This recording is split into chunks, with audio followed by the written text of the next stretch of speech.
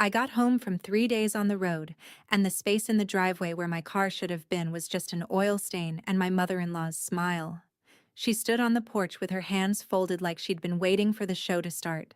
She told me the family had voted. She said it the way you'd announce a birthday.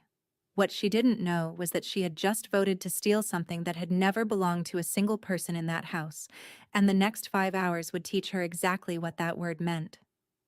Welcome back to Calm Drama Stories, where we sit with the women who stayed quiet for years and finally decided the quiet wasn't worth it. If a family ever told you your success belonged to all of them, this one's for you. Drop a comment and be sure to subscribe. My name is Thea Traver, and I was 34 years old, standing in my mother-in-law's driveway with a rolling suitcase and a headache from a delayed flight out of Denver. I had spent 3 days in hotel conference rooms selling surgical equipment to hospital buyers who negotiate for a living. I was good at staying calm under pressure. That was the thing everyone said about me. Chloe came down the porch steps in her good cardigan, the one she wore for church and for occasions, and I understood that to her, this was an occasion. She reached out and squeezed my arm like she was consoling me. "The family voted, dear," she said. "It's Sarah's car now." I looked at the empty rectangle of concrete where I'd parked the Mercedes on Thursday morning. There was a dark smear of oil and a scatter of dead leaves and nothing else. My first instinct was the one I'd trained into myself over 6 years of marriage, which was to smile and ask a gentle question and let the moment pass without anyone raising their voice. So I did the first part. I kept my face still. "Which family?" I asked. Chloe blinked, like the question didn't compute. Like the answer was so obvious it barely needed saying. "Ours," she said. "We sat down Sunday and we talked it through, and everyone agreed. Sarah needs it more than you do." Behind her, the front door of the house opened, and I waited to see whether the one person who was supposed to be on my side would come out and stand next to me. I waited to see whether my husband would say a single word. Marcus came out onto the porch with his hands in his pockets. He is 36, and I have loved his easy smile since our first date. And in that moment his easy smile was nowhere on his face. He looked at me, and then he looked at the concrete, and then he looked at a spot somewhere between us that required no eye contact with anyone. He said nothing. Sarah appeared in the doorway behind him, 31 and glowing, spinning a key ring around her finger. My key ring. The little enamel tag I'd bought at an airport gift shop was still clipped to it. "You're gone all the time anyway," she said, walking down to join her mother like they'd rehearsed the blocking. "You barely even use it. It just sits here." Her daughter Ivy, who is 6 and has her mother's exact chin, peeked out from behind Sarah's leg and stared at me with the frank curiosity children have before anyone teaches them to look away. I stood there in a driveway full of people who shared my last name, and I have never felt more alone in my life. I did the math on how many of them were on my side. The answer was a number smaller than 1. "Sarah," I said, keeping my voice level, "that car has a company logo on the registration." She waved a hand like I'd mentioned the weather. Marcus always said it was basically a gift, a perk they threw in, and perks are for the family. I turned to look at my husband. He was studying his own shoes like they held instructions. The silence coming off that porch was the loudest thing in the whole quiet neighborhood, and it was coming from the man I'd married. You have to understand who I had trained myself to be.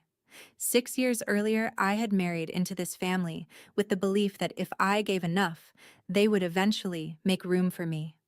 When Chloe wanted the holidays at her house, I brought the good dishes and did the cleanup. When Sarah needed money for a deposit, I wired it and never mentioned it again. When Marcus's father was dying, I took the unpaid leave, not Marcus, because I was the one who could hold it together.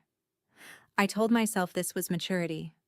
I told myself that keeping the peace was a kind of strength, that a bigger person absorbs the small slights and lets them go. Every Thanksgiving, Chloe would preside over the table and say the same thing, the sentence she treated as a family creed, warm as gravy and hard as a fist underneath. "In this family, what one has, the family has." Everyone would nod. I nodded too, for 6 years, because nodding was easier than the fight, and I told myself the fight would cost more than the swallowing. What I never understood until that driveway was that they had been counting my nods.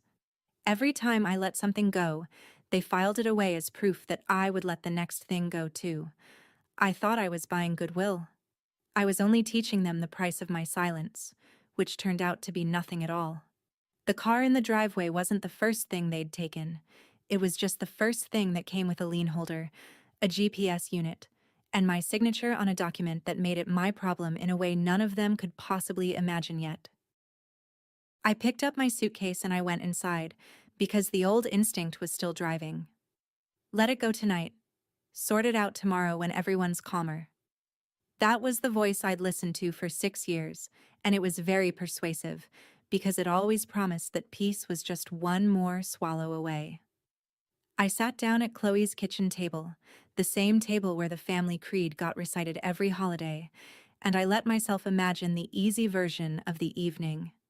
I would say the car was a misunderstanding. Marcus would eventually get it back with a phone call. Sarah would pout for a week and then forget. Nobody would have to raise their voice, and I would go home having kept the fragile thing I'd spent 6 years protecting. I had my hand on that plan.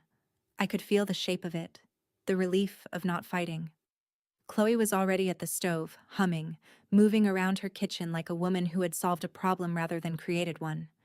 Then my phone buzzed in my jacket pocket. It was a work email, and the subject line was routine, the kind of thing I'd normally skim and archive. I opened it out of habit, the way you check a text at a red light. I read the first 2 lines, then I read them again.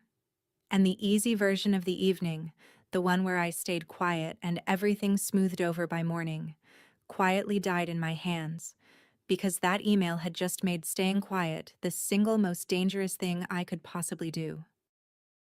The email was from Dana Okafor in Fleet Compliance, and it was addressed to every employee assigned a company vehicle.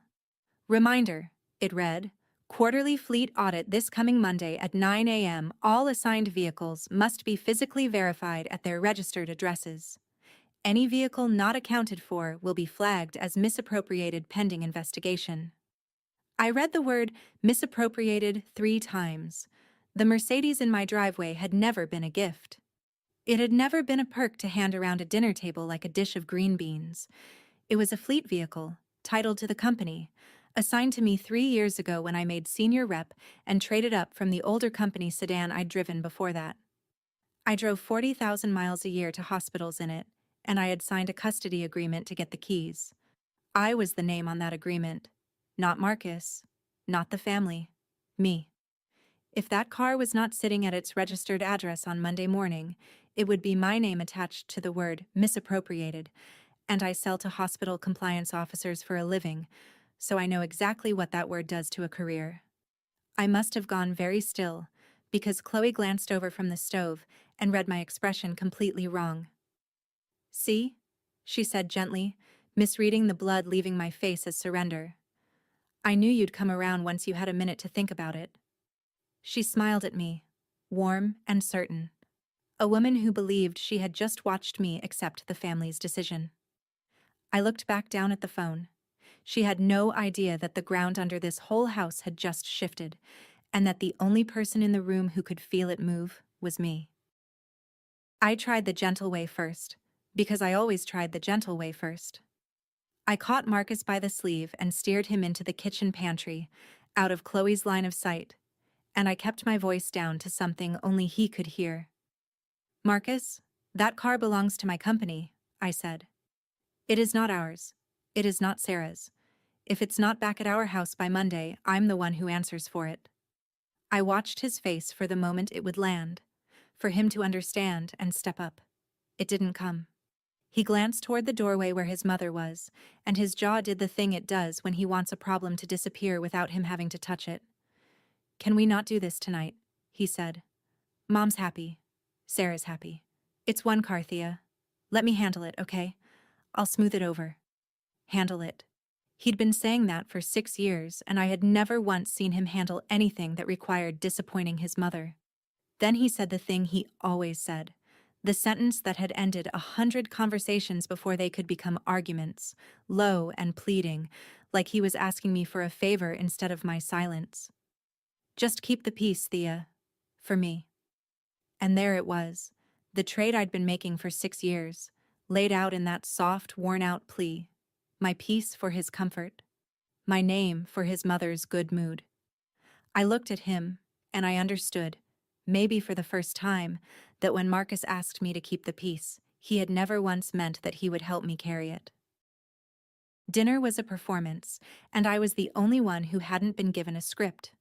Chloe served pot roast and told the story of the vote like it was a bedtime tale with a happy ending. "We went around the room," she said, passing the potatoes, "and everyone said their piece, and it was unanimous. That's how this family does things. Fair and square." She genuinely believed it. That was the part I kept snagging on.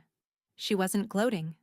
To Chloe, taking my car and giving it to Sarah wasn't theft. It was governance.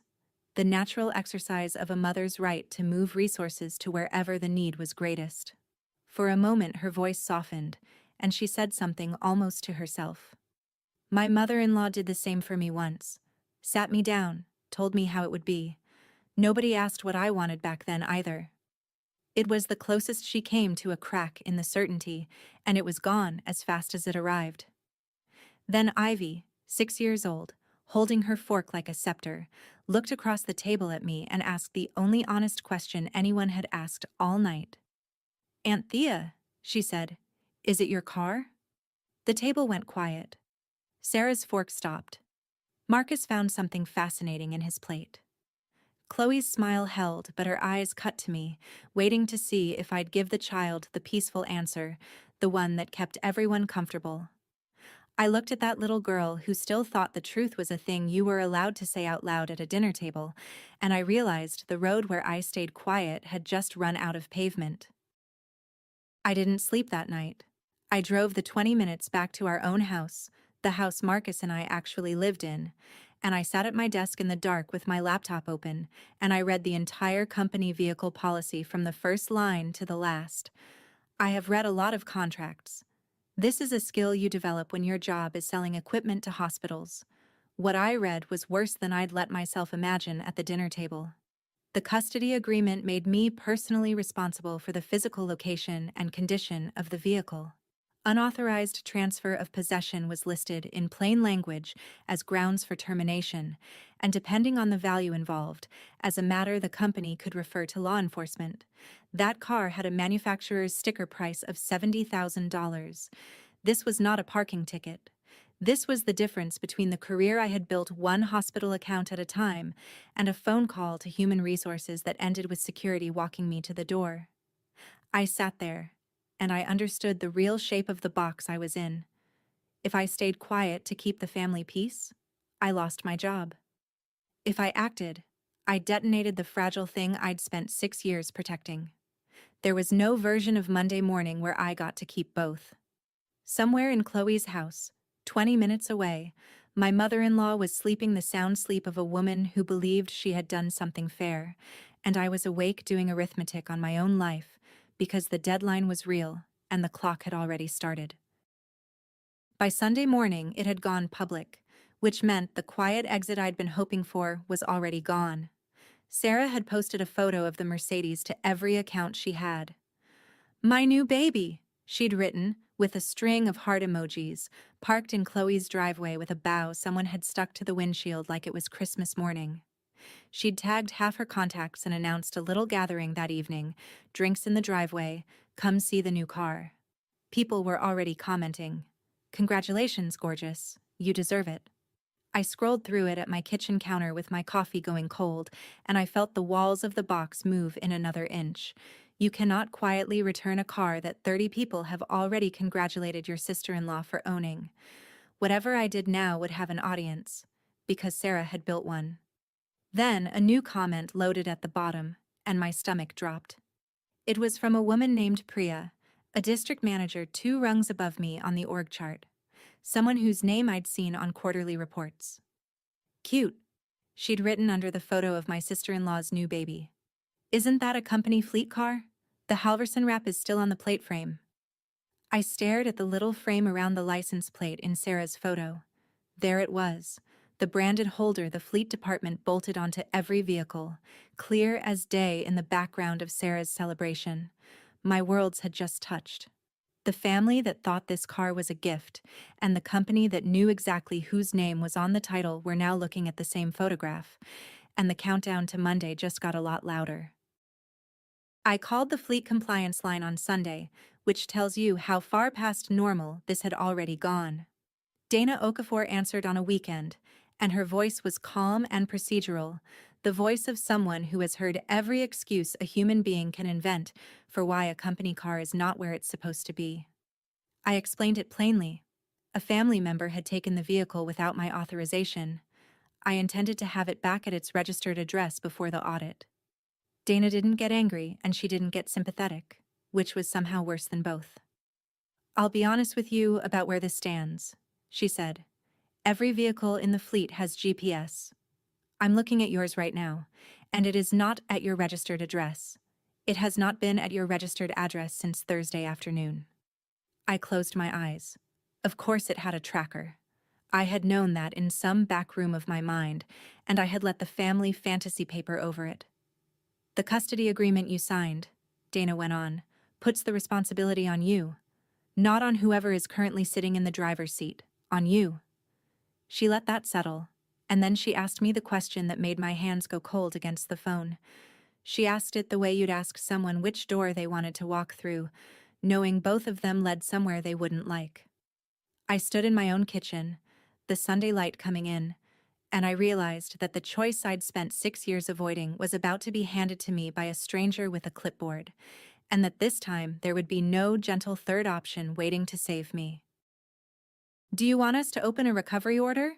Dana asked, "or will the vehicle be returned voluntarily by Monday?" A recovery order. I knew what that was. That was the company sending its own contracted tow operator to physically repossess its property, with a police case number attached, no matter whose driveway it was sitting in. That was the nuclear option, and Dana was offering me the button. I asked her for 24 hours. I told her I believed I could get the car returned voluntarily, that I wanted to give my family the chance to do the right thing before I brought a tow truck into it. Even then, even with my job on the line, I was still reaching for the version where nobody had to be humiliated. Dana was quiet for a second. "I can hold the recovery order until Monday at 7 a.m., she said. "That's the latest I can give you and still verify the vehicle before the 9 o'clock audit. After 7, it's out of my hands and it's out of yours." 24 hours. I could have hung up and let the family sort it out at Thanksgiving like everything else. Let it become another story Chloe told her way. But some part of me already knew what the quiet had cost me, and it wasn't a car. If you've ever been outvoted by people who never had the right to vote, stay with me, because this is where it turns. And subscribe. I hung up with Dana and I sat with the number 7 in my head like a stone in my shoe, because I had one day to do 6 years of talking I had never let myself do. I drove back to Chloe's house that afternoon with an offer, because I am the kind of person who brings a solution even to people who created the problem. I found Sarah and Chloe in the kitchen and I laid it out reasonably. The Mercedes had to go back. No exceptions. But I understood Sarah needed a car. I told her I would help her buy a good, reliable used one, something a few years old with low miles, and I'd put real money toward it. I meant it. It was more than fair. Sarah laughed at me. Not a nervous laugh, a genuine one, like I'd offered her a coupon. "A used car?" she said, looking at her mother and then back at me. "You want to give me somebody else's used car when I already have a Mercedes sitting right outside." I kept my voice even. "It isn't your Mercedes, Sarah. That's the whole point." Chloe set down her dish towel and folded her hands, and she used the tone she saved for settling children. "Thea," she said, "we voted. The whole family sat down and we voted, and this is what was decided. I don't understand why you keep fighting something that's already done." That was when I finally saw it clearly. It was never about the car being fair or unfair to them. It was about the vote being sacred to them, a ritual that turned taking into giving, that let them feel generous while helping themselves to my life. You cannot reason a person out of a thing that makes them feel righteous. I had brought a solution to people who did not experience this as a problem, and I watched my last reasonable option die on that kitchen counter. Marcus followed me out to the porch when I left, and for once he actually said something, though I would have given a great deal to unhear it. "Look," he said, rubbing the back of his neck, not meeting my eyes. I might have, over the years, sort of let Mom think the car was more of a company gift than you know, a work thing. It made it easier. She gets weird about money, about who has what. It was easier to let her think it was just a perk they threw in. I stood very still. "You told your mother my company car was a gift." He winced. "I didn't say gift exactly. I just didn't correct her when she assumed. There's a difference." There was not a difference, and we both knew it. But that wasn't even the part that took the floor out from under me. Because if he had told her it was a gift, then every time Chloe recited her creed at that table, "What one has the family has," she'd been mentally including a $70,000 asset she thought I'd been given as a bonus. He hadn't just failed to defend me. He had spent years quietly building the exact misunderstanding that made this theft feel legitimate to his mother. He'd handed her the story, and now she was living inside it. I looked at my husband on his mother's porch, and I understood that the vote hadn't come out of nowhere. It had been growing for 6 years, watered by a man who found the truth about his own wife too inconvenient to say out loud, and I hadn't even heard the worst of what he'd say yet. I drove home and I went straight to the file cabinet in the spare room, the one where I keep every important document because I am the person in this marriage who keeps important documents. I pulled the folder marked Employment, and inside it was a manila envelope, and inside that was the custody agreement I'd signed the day they'd handed me the keys 3 years ago. I sat down on the floor with it, and I read it under the lamp, slowly, the way I should have made everyone read it at that dinner table. There was my signature, there was the vehicle identification number, and there, in the paragraph I'd skimmed past 3 years ago because who reads the whole thing, was the sentence that changed everything. Employee assumes personal liability for the company-titled vehicle. Unauthorized transfer of possession is strictly prohibited and constitutes grounds for termination and potential referral to law enforcement. I held that envelope in both hands, and something in me went quiet and clear. All weekend, I'd been fighting to get back my car. But it had never been my car. That was the thing none of them understood, the thing that made the whole vote a kind of dark comedy. I held the piece of paper that proved the thing they'd voted to give away had never belonged to a single person in that room. Not to me, not to Sarah, not to Chloe, who had passed it around her table like a family heirloom. They had held a solemn vote to redistribute something none of them owned, and in doing it, they had put my name, my job, my whole self-made life on the line for a car that was only ever passing through my hands. And for the first time all weekend, I stopped feeling cornered, because you cannot be cornered by a lie once you're holding the truth in your own two hands. I made copies. I photocopied the custody agreement and the relevant page of the vehicle policy and Dana's audit email, and I put them in a clean folder, and I want to be clear about why, because it matters. I wasn't building a case to humiliate anyone. I wasn't assembling ammunition for a big scene. I was doing the thing I had refused to do for 6 years, which was to make the truth impossible to talk around. For most of my marriage, I had believed that saying the plain truth out loud was a kind of aggression, that if I just loved them enough and gave them enough, the facts would sort themselves out without me having to be the one who said them. That was the lie underneath all my quiet. The truth had always been on my side. I had just been too afraid to set it on the table where everyone could see it, because I thought protecting the family from the truth was the same as protecting the family. It isn't. Keeping a lie comfortable is not the same as keeping the peace. I'd been running interference for Marcus's story for years without even knowing I was doing it, softening things, letting assumptions stand, being the good sport. The folder in my hands was the moment I stopped. Not a weapon. A light. I was going to walk into that driveway and I was going to turn it on, and whatever the truth showed when it hit the family they'd all built in the dark, I was finally done being the one who kept the switch turned off. Sunday evening, the driveway party was in full swing when I got there. Chloe had put out a folding table with lemonade and a plate of cookies. Sarah had a little cluster of friends around the Mercedes, and the bow was still stuck to the windshield, and somebody had parked so the porch light hit the hood just right. Neighbors had drifted over. There were maybe 15 people in that driveway, holding plastic cups, admiring a car that belonged to a medical device company in a business park 40 miles away. I sat in my rental across the street for a full minute before I got out, watching my sister-in-law accept congratulations for owning something she didn't own, and I felt the old fear rise up. The one that said, "Don't make a scene. Don't be the difficult one. Don't be the reason the party ends." Then I thought about the word misappropriated with my name next to it, and I opened the car door. I walked up the driveway with the folder under my arm, and heads started to turn, the way they do when someone arrives who isn't smiling. Sarah saw me, and her face did something complicated. Chloe straightened up by the lemonade. Marcus, over by the porch, went still. Ivy was sitting on the front step with a cookie, watching everything with those frank 6-year-old eyes. 15 faces turned toward me in a driveway lit like a stage, and for the first time in my life, I did not shrink from being looked at. I had spent 6 years making myself small enough to keep everyone comfortable. I was about to find out what happened when I stopped.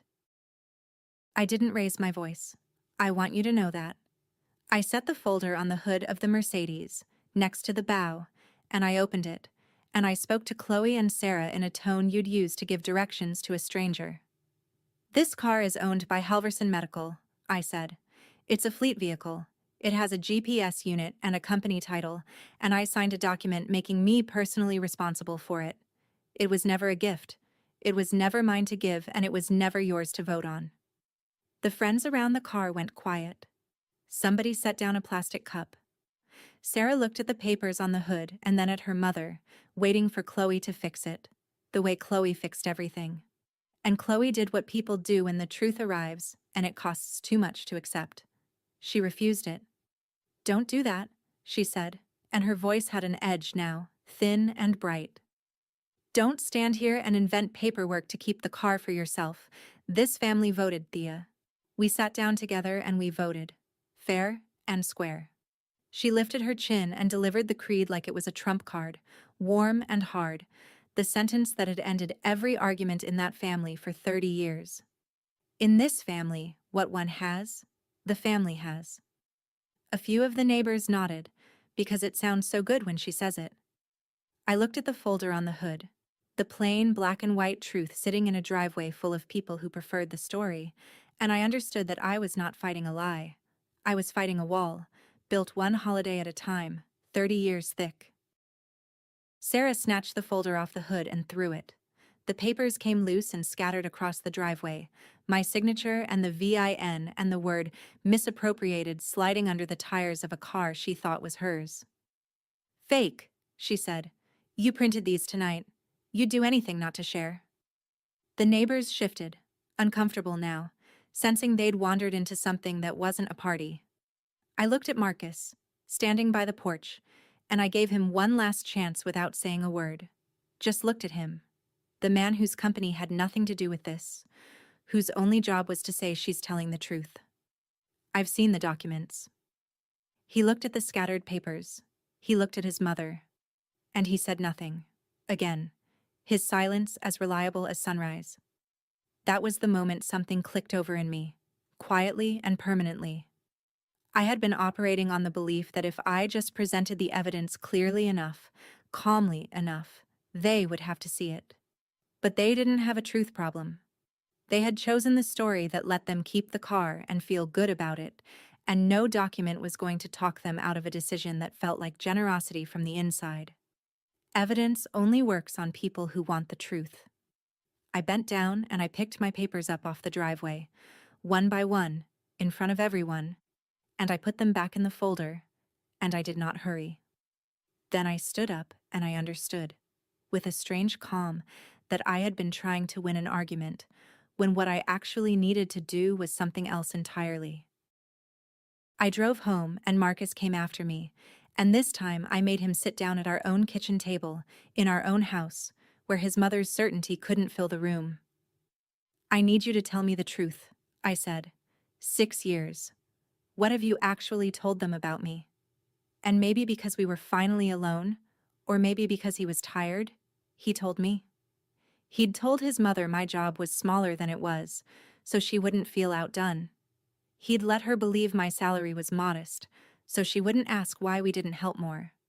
When I paid for things, he let them think it was family money, his money, so no one had to feel indebted to me specifically. He had spent our entire marriage editing me down into a version his family could be comfortable with, a version who gave, and never had anything of her own worth mentioning. It wasn't about you, he said, which is what people say right before they tell you it was entirely about you.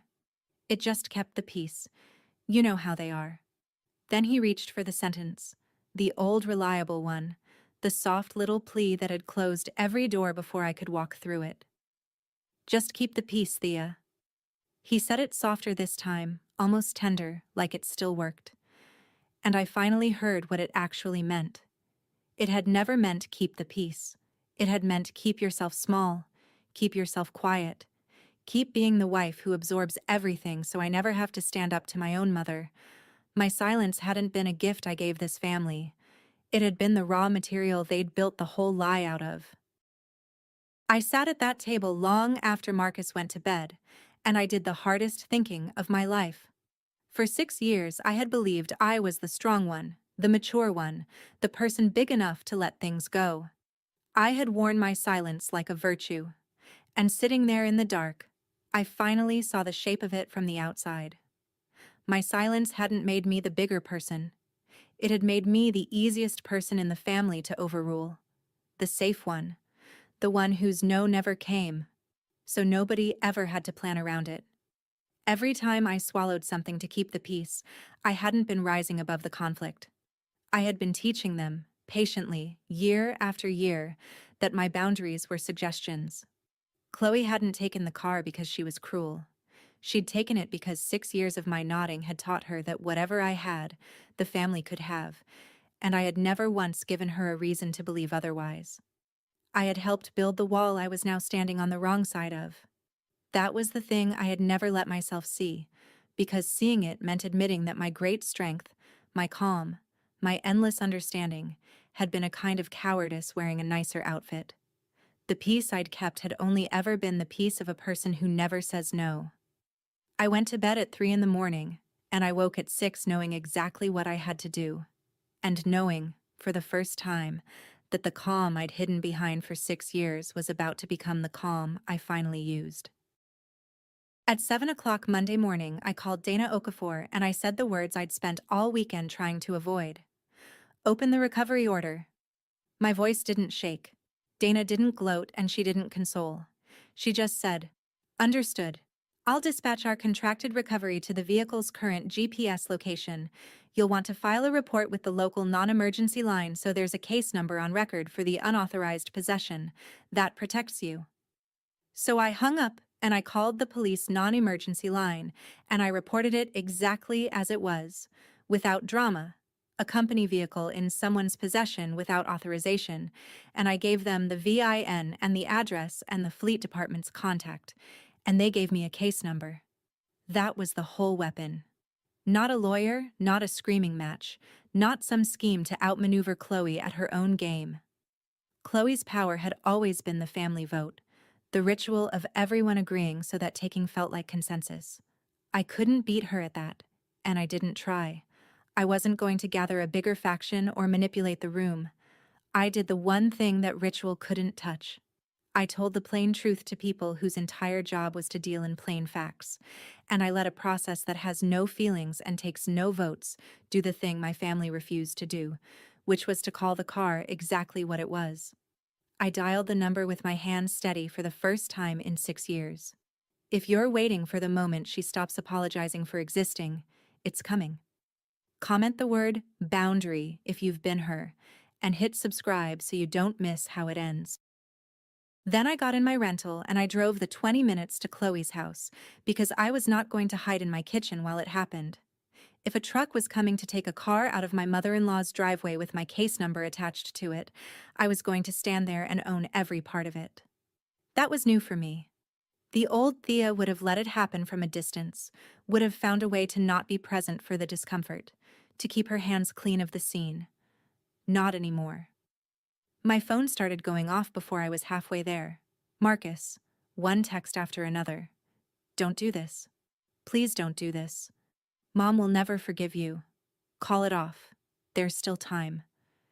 Then, Thea, if you do this, I don't know what happens to us. I read them at a red light. All of them. And I set the phone face down on the passenger seat and I kept driving. For 6 years, his discomfort had been the emergency that overrode everything, the alarm that made me abandon my own position and run to smooth things over. I felt the pull of it even now, the deep trained instinct to turn the car around and make his panic stop. And I kept driving anyway, past the exit I could have taken, toward the one thing I had never once chosen over his comfort in 6 years of marriage, which was myself. The safety net was gone. My job was on the line, my marriage was on the line, and I had run out of nets to fall into. There was nothing left underneath me but the truth and my own 2 feet. And it turned out that was enough to stand on. I pulled up to Chloe's house and they were already outside, Chloe and Sarah, standing in the driveway near the Mercedes like they were guarding it. When they saw my rental, something eased in their faces. They thought I'd come to apologize. They thought the quiet one had lost her nerve overnight and driven over to smooth it all back down, the way I always did, the way 6 years had taught them I would. Chloe even started toward me with her arms half open. There she is, she said. I knew you'd come to your senses. Sit down, have some coffee. We'll put this whole silly thing behind us. I stood in the driveway in the Monday morning light and I did not sit down. I'm not here to apologize, I said in the calmest voice I owned. A recovery truck is on its way here right now. The company is repossessing its vehicle. I wanted you to hear it from me before you heard it from a stranger with a tow chain. For a second, nobody moved. Sarah's mouth opened. Chloe's face went through several expressions trying to find one that fit. And then, from somewhere down the quiet suburban street, faint but unmistakable in the morning stillness, came the low diesel growl of a heavy truck downshifting as it turned onto the block. Every head in that driveway turned toward the sound. I did not turn around. I already knew what was coming, because I was the one who had called it, and for the first time in 6 years, I was not afraid of the thing that was about to happen. Chloe recovered fast. She always did. Call it off, she said, stepping toward me. Whatever you started, you can stop it. Call your company and tell them it was a misunderstanding. Tell them the family worked it out. She still thought this was a thing that could be smoothed over, that if I made one phone call in the right tone, the family fiction could swallow the facts one more time. So I did make a phone call, but not the one she wanted. I took my phone out, and I called Dana Okafor back to confirm the recovery, and then I did the thing the old Thea would never have done. I set the phone down on Chloe's little folding table, next to the lemonade pitcher, and I put it on speaker, so that everyone standing in that driveway would hear it with their own ears, instead of through my summary. Dana's voice came out clear and flat into the morning air. Confirming recovery on the Halverson fleet vehicle. Unauthorized possession has been logged with a police case number. Our operator is en route to the registered owner's address to repossess. Is the vehicle accessible? I looked at Chloe and I answered. It's accessible. It's in the driveway. There was a silence in that yard you could have leaned on. Chloe's face, for the first time in the entire 6 years I had known her, went pale and lost its certainty, because a stranger's voice on a speakerphone had just said out loud in her own driveway the thing she had spent all weekend insisting wasn't true. The word unauthorized hung in the air where her creed usually lived. This was the moment the old life ended, the one where I stayed quiet and let her tell the story her way. I had said the truth out loud, in front of everyone, and there was no one saying it now. The recovery truck rounded the corner and rolled up in front of the house, a big flatbed with the company's contracted operator on the door, amber lights turning slow and steady in the morning sun. Neighbors came out onto their porches to see what the noise was. A man watering his lawn 2 houses down stood with the hose running into the grass, forgotten. Sarah made a sound I'd never heard her make and rushed to the Mercedes. And for a wild second I thought she might throw herself across the hood. Instead, she grabbed the bow off the windshield, the ridiculous celebration bow, and yanked it loose and clutched it to her chest, as if removing the decoration could change whose name was on the title. It was almost unbearable to watch, the way she held that bow, still not understanding that the car had never been a thing a bow could make hers. Ivy had come out onto the front step and stood there in her school clothes with her backpack already on, watching the flatbed with wide eyes. "Mommy," she said in the clear, carrying voice children have, "are they taking the car back?" Nobody answered her. Sarah couldn't. Chloe wouldn't. And I decided the child deserved a true answer more than the adults deserved a comfortable silence. So I said, gently, "Yes, sweetheart. It has to go back to the people who really own it." Ivy nodded slowly, absorbing this, filing away a fact about how the world actually works, and I thought, at least one person in this family is going to grow up knowing the difference between a gift and a thing you just took. The operator climbed down with a clipboard and did his job with the bored professionalism of a man who repossesses things for a living. He confirmed the VIN against his order. He showed Chloe the ownership documentation and the police case number when she demanded to see it.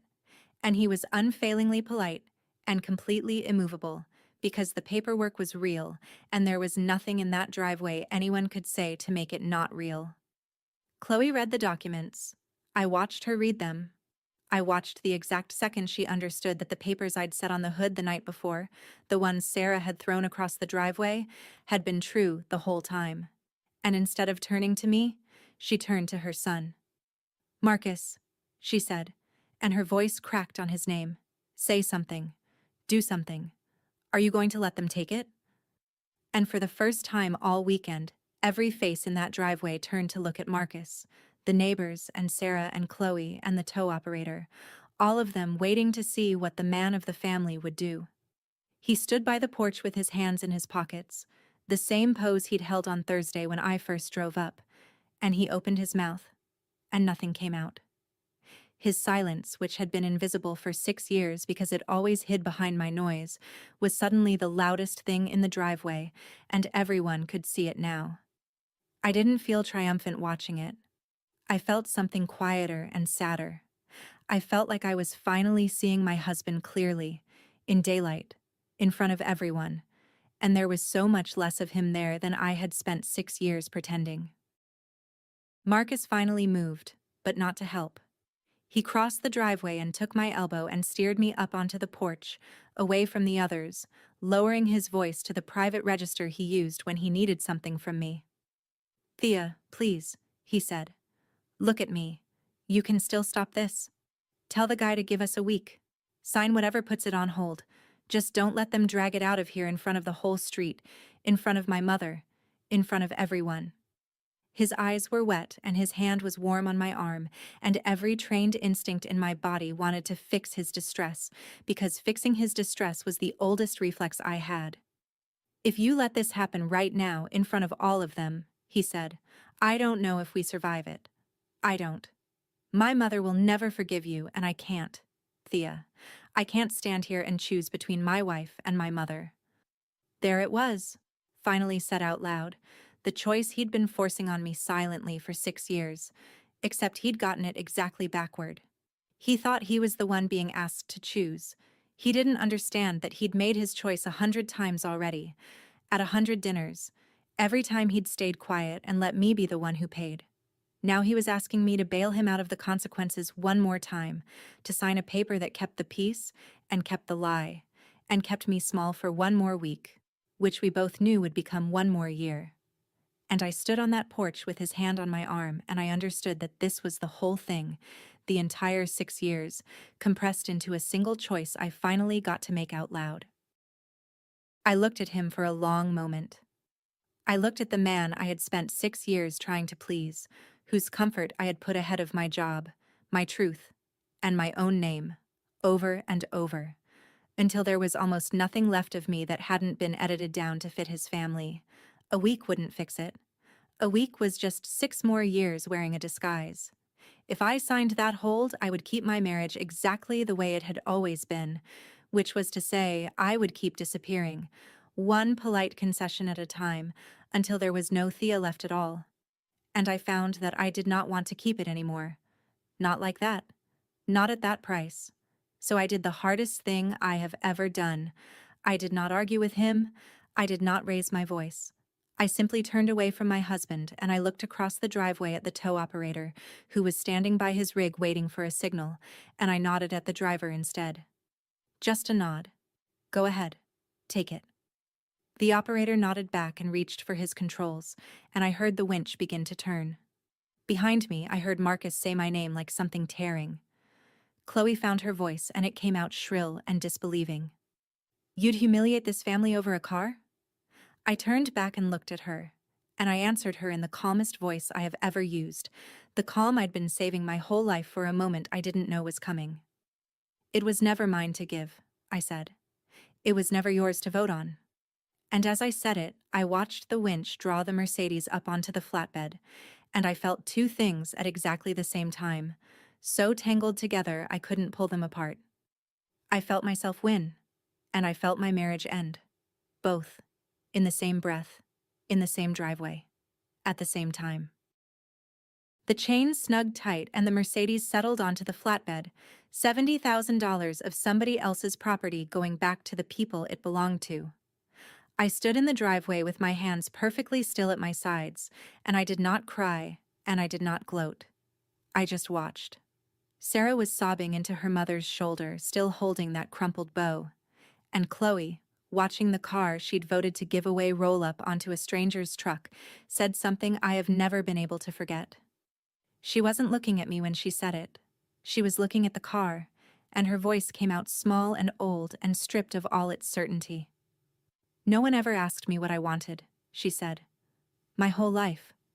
My mother-in-law took what she wanted, and I took what I could, and no one ever once asked me. And for just a second I understood her completely. She wasn't a villain who woke up cruel. She was a woman who'd been robbed young by the same machine she was now running, who'd survived the only way she'd been shown, by becoming the one who did the taking. I understood it. It didn't change a single thing I was going to do, but I understood it. The operator finished his straps and climbed into his cab. As the flatbed pulled away with the Mercedes riding high and bright in the morning sun, I looked at Chloe, and I gave her back her own creed, changed. All those years she'd said what one has, the family has. I said it quietly, just for the two of us. What one has, I told her, she gets to keep. And then the truck turned the corner, and the car was gone. The taillights of the flatbed disappeared around the corner, and I stood there in the sudden quiet and called Dana Okafor to confirm the vehicle was in transit to the lot. She checked the GPS and told me it would be verified well before the 9 o'clock audit. My job was safe. The career I'd built one hospital account at a time, the thing that was actually mine, was going to survive the weekend intact. Marcus did not walk me to my rental. He stood on his mother's porch with his mother, and I understood, watching him choose that spot to stand, that my marriage had climbed onto the flatbed and driven off with the car. We separated within the month, and the divorce was final by the following spring. Chloe never apologized, not once.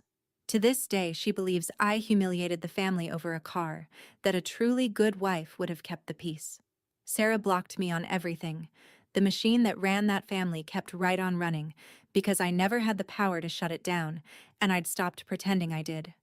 But I had broken one link in it. My link. I was no longer the channel that quietly moved my own life into their hands whenever they decided they needed it more. They could keep their vote. They just couldn't cast it over me anymore. And it turned out that was the only vote I'd ever actually needed to win. The one where I finally stopped seconding every motion to give myself away. A few months later, I bought myself a car. Nothing flashy. A sensible sedan a couple of years old. The kind of reasonable used car I'd once tried to buy for Sarah. But the title came in the mail with my name on it. Only my name, and I sat in the driveway of my own smaller, quieter house and held it for a while. In October, Marcus texted. "The family wants you to come to Thanksgiving," he wrote. "Everyone's willing to let it go. Come back, we'll put it behind us." I read it twice. There was no apology in it anywhere, just an invitation to pretend it never happened. I texted back that I'd come the day someone offered a real apology, and then I set the phone down and I did not wait for the 3 dots. The last time I saw Ivy, she asked me why I didn't have the pretty car anymore. I knelt down to her level, and I told her the truest thing I know. "You don't have to give something away," I said, "just because somebody tells you the whole family agreed." She thought about it, the way she thinks about everything, and she nodded. I used to think staying quiet made me the bigger person, but all it ever did was make me easier to overrule, and the day I stopped voting against myself was the day I finally got to keep her. That's how a company car taught a whole family what a boundary sounds like. The empty driveway? The vote that stole nothing of mine. The nod I gave the driver while my husband begged me to stay small. If you've ever swallowed the truth to keep the peace, tell me in the comments what it cost you and subscribe, because next week another quiet woman decides the quiet isn't worth it anymore.